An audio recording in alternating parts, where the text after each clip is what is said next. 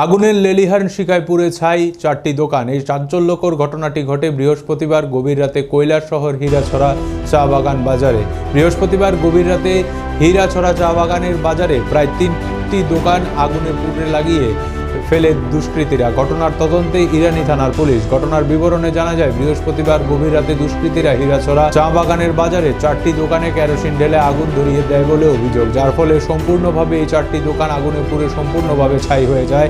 ক্ষয়ক্ষতির পরিমাণ প্রচুর। খবর পাঠানো হয় কৈলাসহর অগ্নিনির্বাপক দপ্তরে। ঘটনাস্থলে দ্রুত ছুটে আসে অগ্নিনির্বাপক দপ্তরের কর্মীরা। ওনারা এসে আগুন নিয়ন্ত্রণে আনেন। পাশাপাশি ঘটনাস্থলে ছুটে আসে ইরানি থানার বিশাল পুলিশ ও টিএসআর বাহিনী এসে ঘটনার তদন্ত শুরু করে। ইমরান আলী নামে এক দোকান ব্যবসায়ী সংবাদ মাধ্যমের মুখোমুখি হয়ে জানায়, উনি এই এলাকায় দীর্ঘ কয়েক বছর ধরে দোকান দিয়ে আসছেন। ওনার আর্থিক অবস্থা খুবই দুর্বল। এই দোকানের মাধ্যমে ব্যবসা করে তিনি সংসার প্রতিপালন করে আসছেন।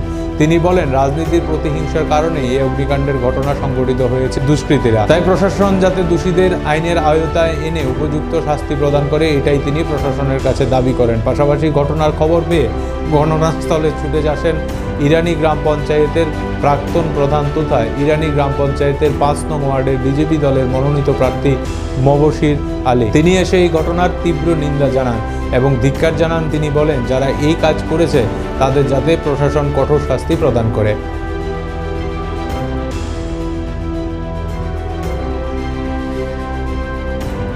গতকালকে রাত্রে কে বা কাহারা রাতের আধারে সেই দোকানঘর জ্বালিয়ে ফেলেছে, তো সেই বিষয়ে আপনার কি প্রতিক্রিয়া? একটা দুঃখজনক বেদনা নিয়ে এই সকালে গুম থাকা অবস্থায় আমার মন থেকে বলছি যে এত বড় একটা দুর্ঘটনা, একটা ষড়যন্ত্র। যে কোনো মানুষ ব্যবসা করে ওনার জীবিকা রক্ষা করতে পারে, ওনার জীবিকার উপরে কে বা কাহারা এই ধরনের একটা আঘাত আনেছে। এই আঘাত আমি নিজে শুনে বরদাস্ত করতে না পারে আমি নিজে এখন এই হীরাছড়া ভিলেজ কমিটির অন্তর্গত যে বাজারটা, এই বাজারে আমি বর্তমানে এসেছি এবং কেন ইরানি থানার বড়বাবুর নেতৃত্বে অনেক পুলিশ প্রশাসন আছেন। আমি আমার ব্যক্তিগত তরফ থেকে ইরানি বড়বাবুকে ধন্যবাদ জানাই এবং স্টাফকেও জানাই।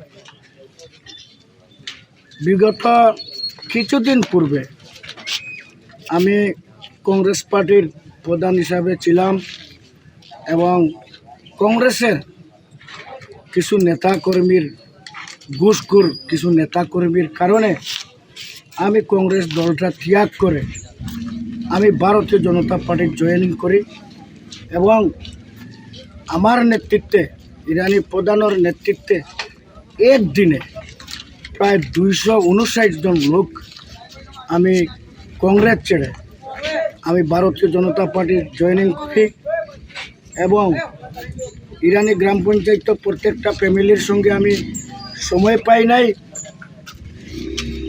যে এখন পর্যন্ত ফোনে যোগাযোগ চলছে যে ইরানি গ্রাম পঞ্চায়েতের 100টা ওয়ার্ডের মধ্যে কংগ্রেস ছেড়ে ভারতীয় জনতা পার্টির জয়েন করার লক্ষ্যে আমাকে যোগাযোগ করছে। আপনি আসন্ন স্তর পঞ্চায়েতের যাই হোক, তাই এটা যাদের অন্য ব্যাপার, কে কার দল করবে গণতন্ত্র, এটার উপরে আমি কোনো কথা বলতে চাই না।